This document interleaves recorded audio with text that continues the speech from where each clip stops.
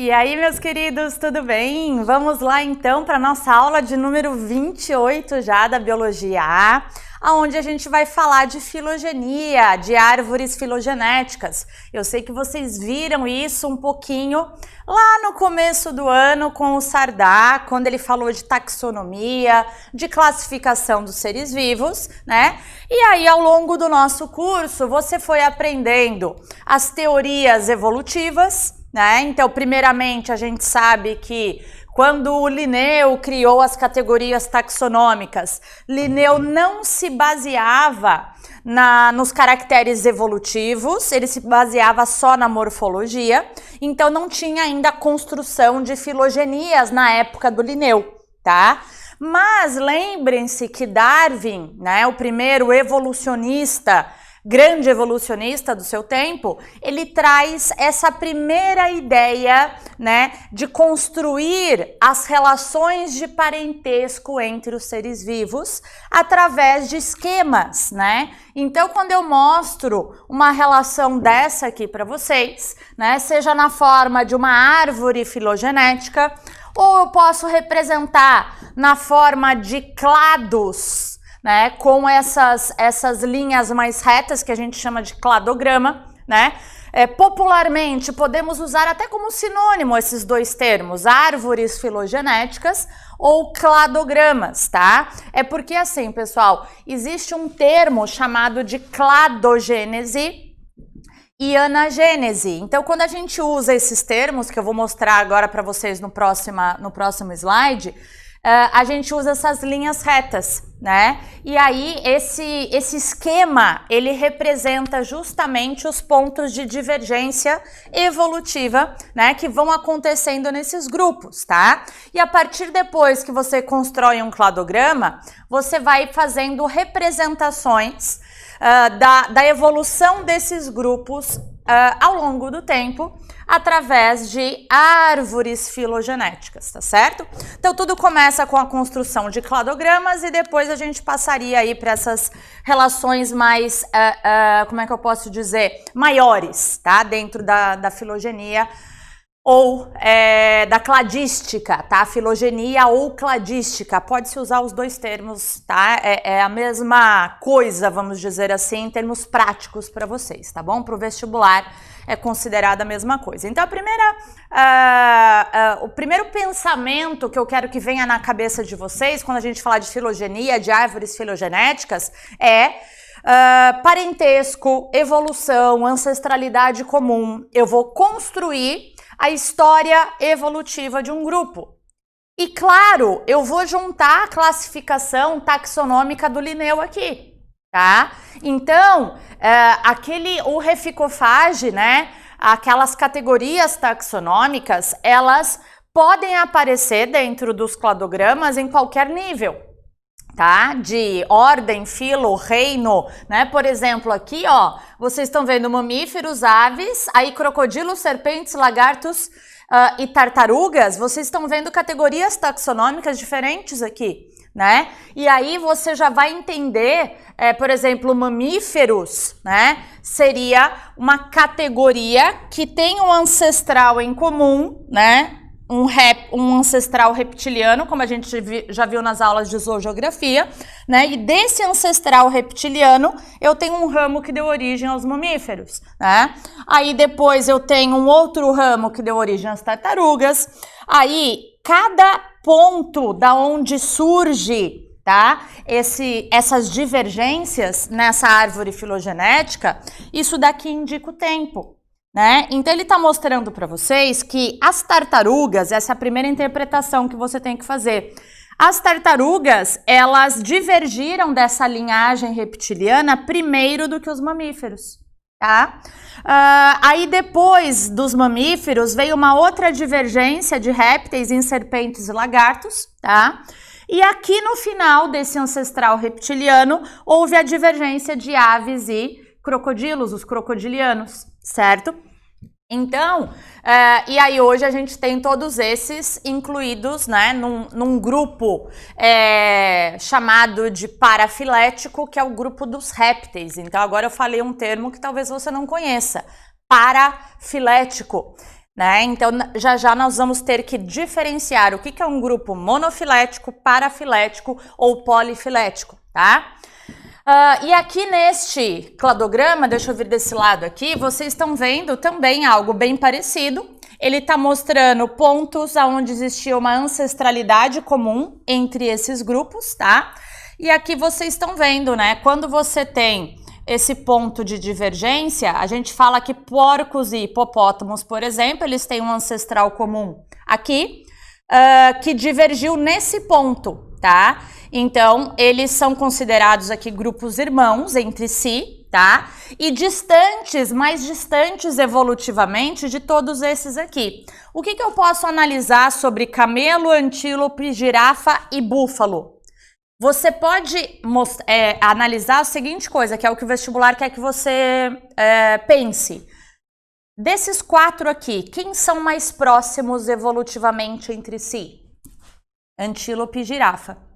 Porque eles vão ter um ponto de divergência aqui, um ancestral comum mais recente, tá?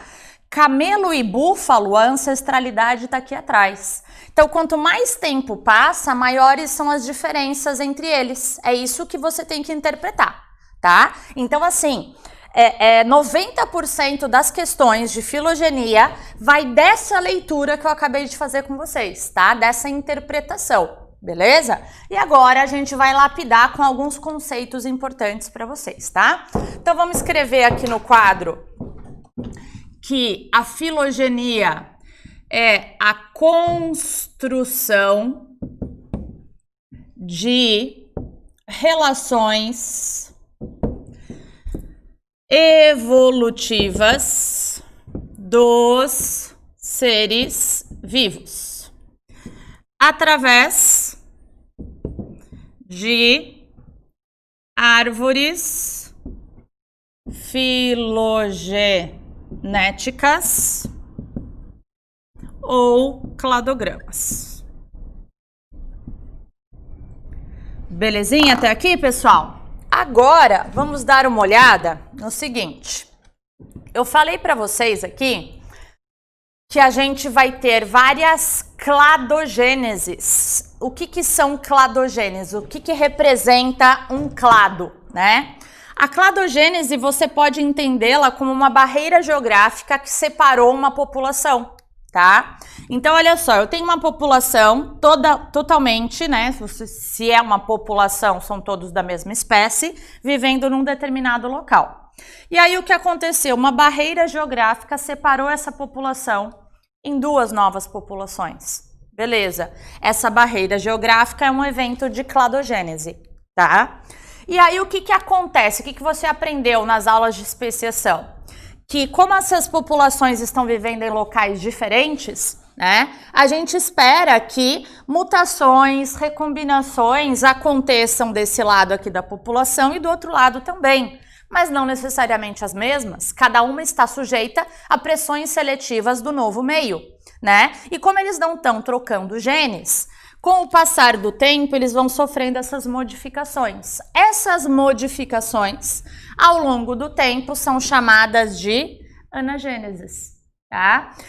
Lembra do termozinho gênese, quer dizer formação.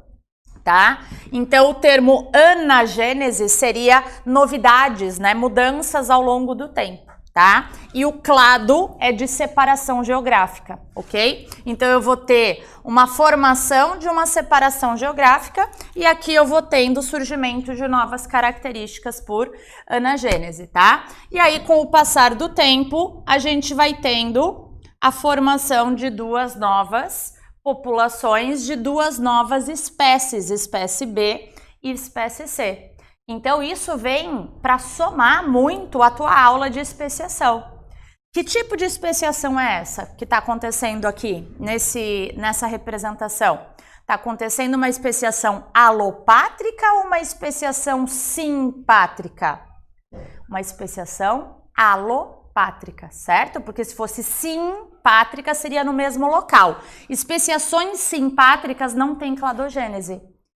Especiações simpátricas são apenas por anagênese. Lembrou disso? Então, vamos anotar isso aqui. Então, Vamos colocar aqui as diferenças, né, entre cladogênese e anagênese. Então, a cladogênese envolve barreira geográfica.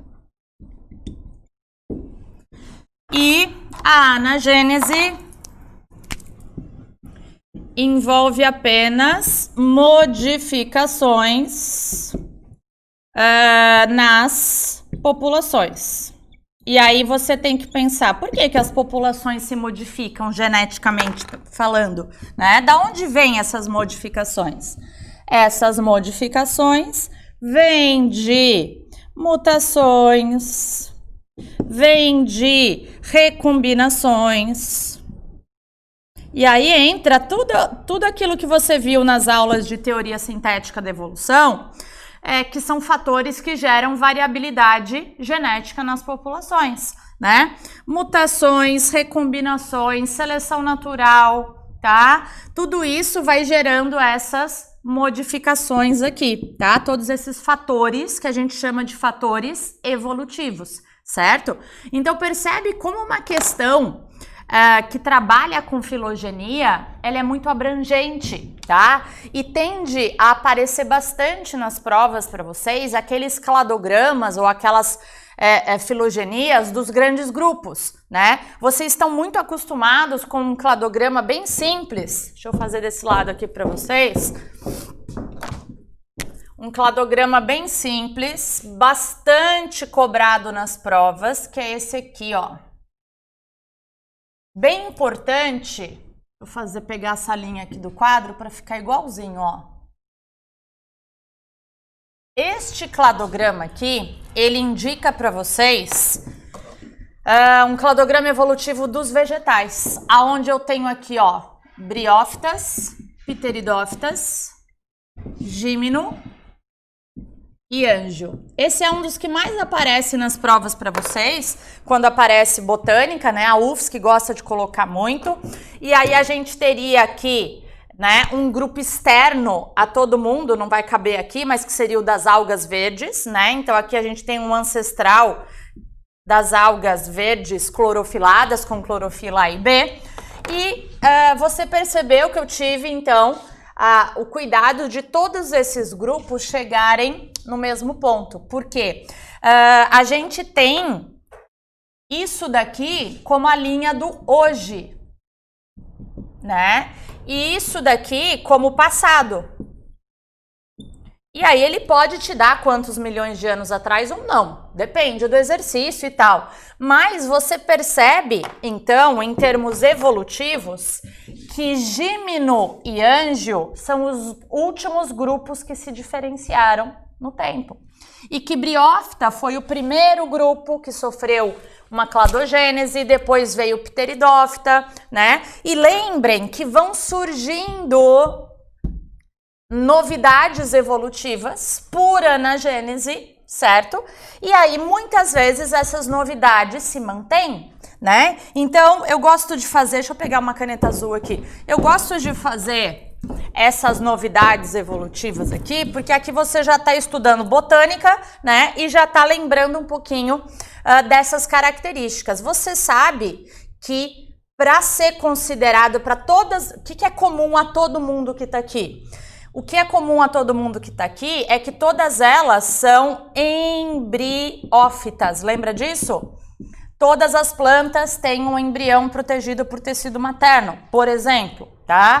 Uma outra característica que surge aqui, que aí eu tenho que fazer essa leitura. Alga, se a característica está aqui, os grupos que estão abaixo não possuem e os grupos que estão acima possuem. Essa é o primeiro princípio, tá? Pode ser que um grupo superior tenha perdido aquela característica, mas aí você não é obrigado a saber. Então, em termos evolutivos, o que surge aqui que vai ter nesses três grupos aqui? Os vasos condutores. Então, olha só, vasos condutores, por isso que esses 3 grupos aqui são chamados de plantas traqueófitas, certo? Aí aqui a gente sabe que temos duas novidades evolutivas muito importantes que se mantêm daí em Gímeno e Ângio, que é o quê? O pólen, surgimento do grão de pólen, que traz o tubo polínico e a independência da água para a fecundação, e a semente. O embrião, né, tá ali dentro da semente, certo? Então, essas 2 novidades tem em Gímeno e Ângio. E aí, você sabe que Ângio, né, apesar de ser grupo irmão de Gímeno, a gente tem aqui as características exclusivas de Ângio. Você tem aqui o surgimento da flor e do fruto, certo? Então, em termos evolutivos, olha que interessante, me lembrei aqui de uma questão da FUVEST, que trazia este cladograma, não falava, claro, as características, tá? Mas perguntava, falava no texto, sabendo que angiospermas, né, são o único grupo, tá, a produzir flor e fruto, qual seria a ordem evolutiva do surgimento dessas características, semente, flor e fruto, em angiospermas, ordem evolutiva, e comparar com o que acontece com uma angiosperma ao longo de um ano, tá? Nessas 3 características. Então, para você entender o que eu tô falando?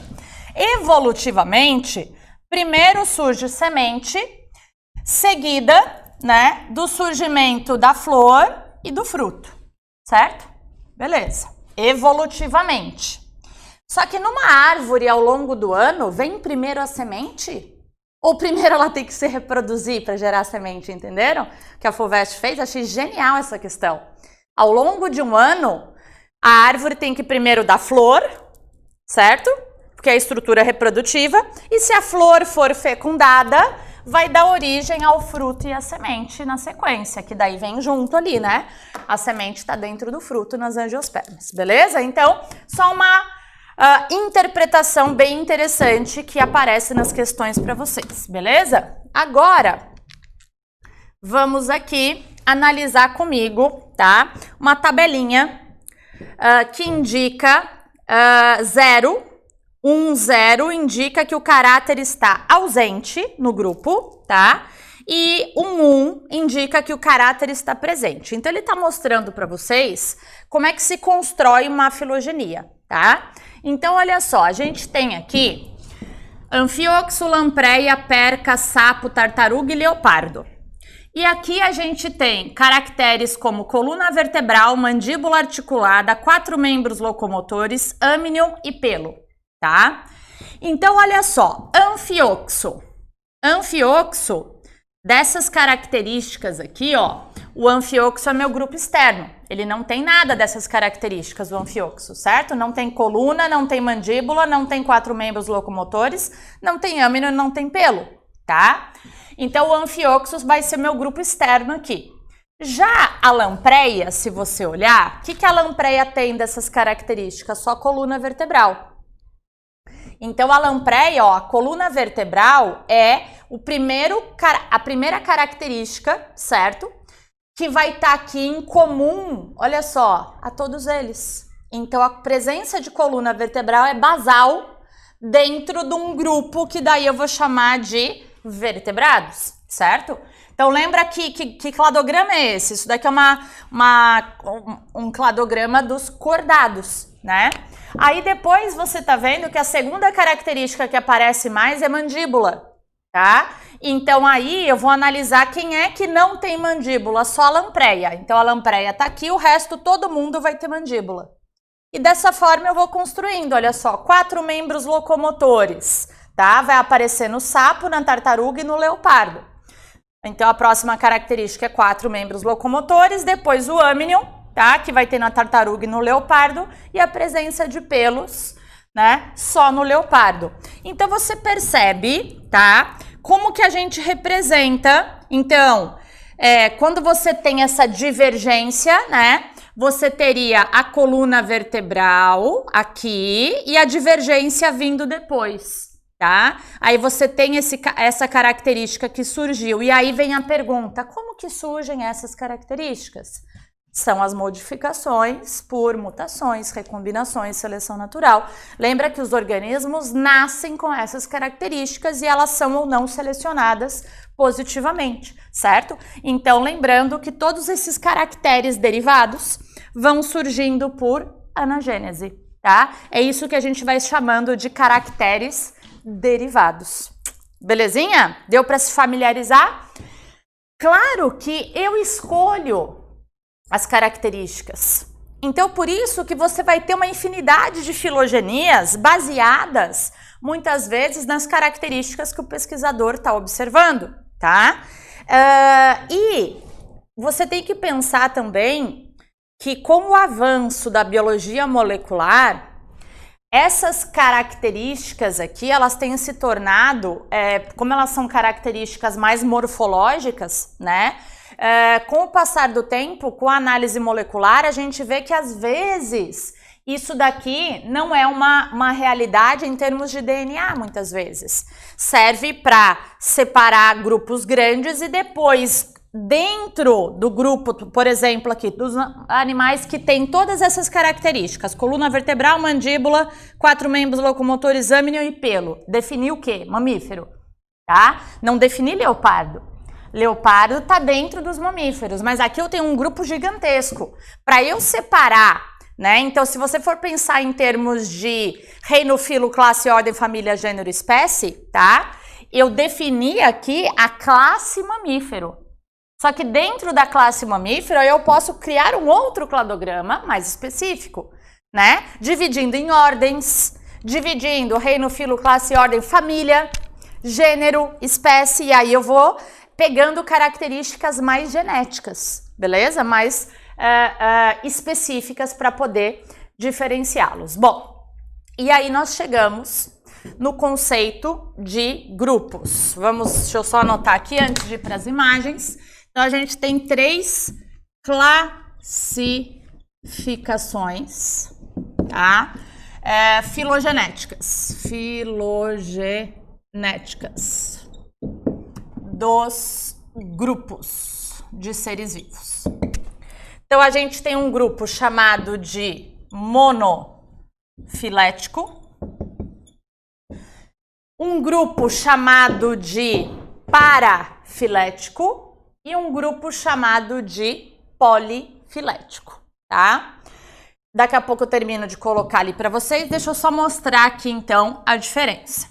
Eu tenho aqui um cladograma onde vocês estão vendo A, B, C, D, E, F, G, ele para todos, é o mesmo cladograma, tá? Eu vou desenhar ele ali. E aí, você tá vendo que o grupo 1 consiste em 3 espécies, A, B e C. O seu ancestral comum, o ancestral comum de A, B e C tá aqui, certo? E é um grupo monofilético, chamado de um clado verdadeiro. Por quê que é um clado verdadeiro? Porque ele significa que ele consiste em uma espécie ancestral, tá? E todos os seus descendentes. Então, um clado é um grupo monofilético. O que significa isso? Essa é a principal definição que você tem que saber de grupo monofilético. Mono, um só. Filético, de ancestralidade. Então, todo mundo que está agrupado, que eu agrupei, eu agrupei, tá? A, B e C, torna-se um grupo monofilético porque eu estou incluindo o ancestral comum mais recente. Já vou escrever isso ali para vocês. Por que que D, E, F é um grupo parafilético? Percebeu que o G ficou de fora? Eu incluo o ancestral comum, tá? Mas o G ficou de fora. Se o G tivesse sido incluído, seria um grupo monofilético. Mas o G é muito diferente desses outros. Então, D, E e F não é um clado verdadeiro. Ele teve uma evolução paralela de um grupo externo, por isso parafilético. Beleza? Grupo polifilético é um agrupamento totalmente artificial, tá? Então perceba que o grupo 3 aqui, que ele considerou A, B, C e D, ele incluiu o D, cujo, nesse agrupamento eu não tenho o ancestral incluído. Eu agrupei esse daqui numa característica artificial, então eu chamo de vários filéticos. Eu estou considerando vários indivíduos que vêm de ancestralidades não tão próximas, tá? Então o ancestral comum 3 de seus membros não faz parte do grupo, eu não incluo a ancestralidade. Vamos usar primeiro, deixa eu só representar essa diferenciação aqui, deixa eu fazer esse cladograma de pé, que fica mais fácil. Vou dividir ele aqui primeiro em 2, aí depois dividido, deixa eu ver se eu faço direitinho como tá ali. Aqui era A, B e C, e aqui desse lado eu tenho aqui D e E aqui F e G, beleza? Então vamos construir isso juntos agora, para ver se você entendeu. Então eu vou pegar aqui, ó, o ancestral 1 e vou falar que este grupo aqui é um grupo monofilético, beleza? Tá. Vamos pegar outra cor agora. Vou pegar o verde, vou pegar aqui o ancestral deles que tá aqui, tá? O ancestral número 2, vou incluir o ancestral, ó, mas deixei o G de fora. Então, esse é um grupo parafilético. Já vou mostrar um exemplo real disso para vocês, tá? E por último, deixa eu pegar um azul aqui, um grupo polifilético. Então, eu vou colocar o ancestral aqui e vou agrupar, né, esses daqui. Então, isso daqui é um agrupamento artificial, não incluiu o ancestral, então isso daqui é um grupo polifilético. O que aparece nas provas para vocês de verdade? E em que prova vocês vão encontrar isso, tá? Paraná, principalmente, tá? O EN, o EPG, FEPAR, que eles gostam de pedir essa diferenciação dos grupos. Em termos de UFSC, os nossos vestibulares aqui, até a própria CAF, ENEM, os vestibulares de São Paulo, eles não costumam cobrar a definição disso, mas eles vão só te dar o cladograma para você interpretar. Então, o que eu recomendo a vocês? Entender principalmente a diferença de monofilético e parafilético na prática. Então, vem aqui nessa imagem comigo, ó. Aqui, o que poderia aparecer para vocês?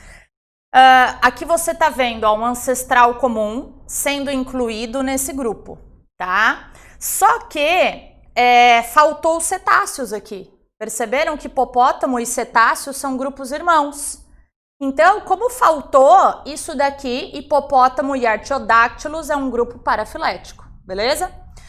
Quando eu incluo cetáceos e focas e não incluo o ancestral comum deles, isso daqui é um grupo artificial. Eu incluí mamíferos aquáticos, mas percebam que esses dois mamíferos aquáticos não estou incluindo o ancestral comum nesse grupo. Então, ele é um grupo artificial, polifilético, beleza? Tá, aqui é o que dá para ver dessa característica. Se eu quisesse achar um grupo monofilético aqui, ó, eu teria que pegar todo mundo que tá aqui, ó. Artiodáctilos, hipopótamos e cetáceos, incluindo o ancestral, isso daqui é um grupo monofilético, tá?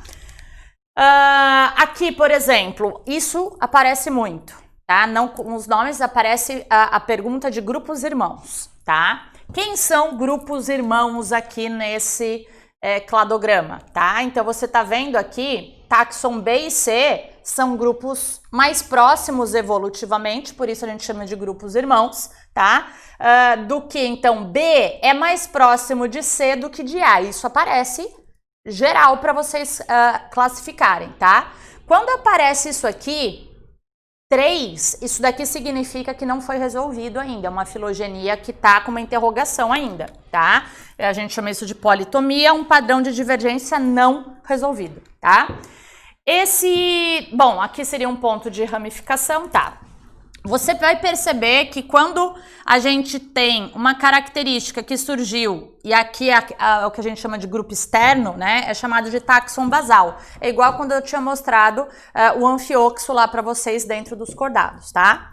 E aqui, olha só, esse cladograma é muito famoso, né? Que é o dos répteis, excluindo as aves. Perceba que aves, tá? Elas são grupos irmãos dos dinossauros saurisquianos, tá? E aí você tá vendo que aqui a gente teria, né, essa diferenciação de dinossauros ornitisquianos, que é essa classificação de acordo com o osso ali da mandíbula desses animais, da mandíbula não, desculpa, um osso do quadril desses animais, tá? E aí, aves são grupos irmãos, só que a ave, você sabe que tá numa outra classe. A ave teria, para ave e os demais répteis serem um grupo monofilético, né? Não poderia ter essa diferença, tá?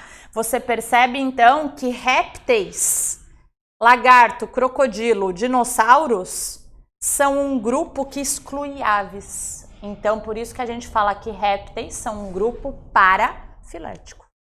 Beleza? Esse é o nosso exemplo. E agora, para finalizar, bem importante, agora a gente volta lá no conceito de homologias e analogias. Se eu quero determinar relações evolutivas entre as espécies, eu construo uma árvore filogenética baseada em homologias. Então, quando eu mostrei para vocês coluna vertebral, membros articulados, né, presença de pelos, isso são homologias dentro da evolução. Só que a gente, às vezes, aparece num cladograma, bem isso aqui, ó. Um cladograma evolutivo, tá? Que foi construído com base em homologias, mas ele trouxe serpentes perderam os membros locomotores. E esse lagarto de vidro aqui, que surge aqui, também perdeu os membros locomotores. Perceba que é uma característica que os dois têm, serpente e lagarto de vidro tem, tá? Mas é uma característica que surgiu posteriormente e independente em cada um dos grupos. Isso é uma característica, então, homóloga ou análoga?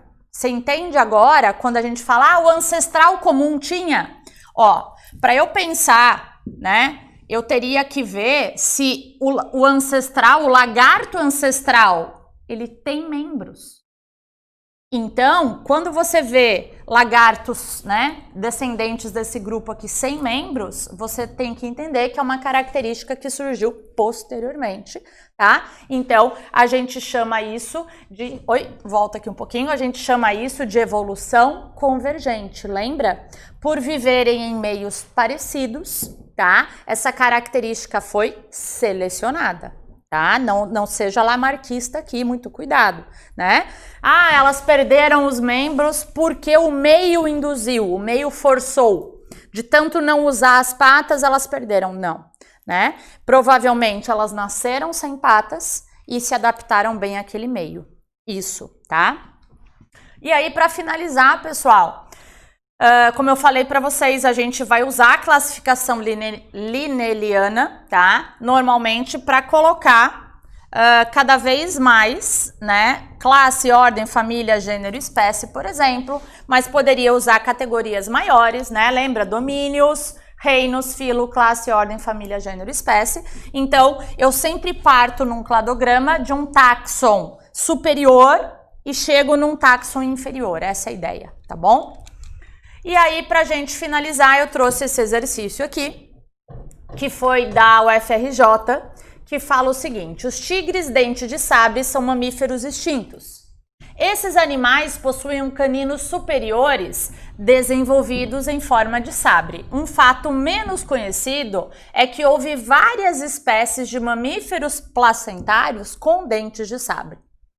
O diagrama a seguir mostra a filogenia provável dos tigres dente de sabre placentários, Barbophyrilis e Smilodon, tá? E aí a gente tá vendo eles aqui e aqui, beleza? Então temos um cladograma. ele coloca que apenas os retângulos sombreados representam os tigres de dente de sabre.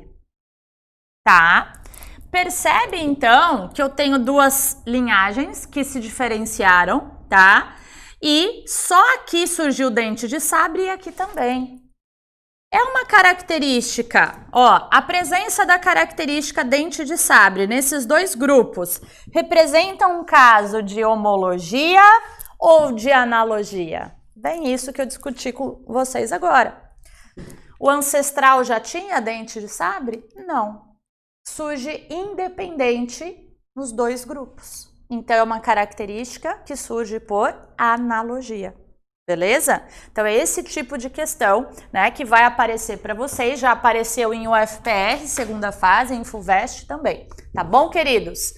Era isso, então, por hoje. Por favor, exercitem bastante, porque aí vai ficar mais claro para vocês realmente o que você precisa saber de tudo isso, tá bom? Beijo e até a próxima. Tchau, tchau!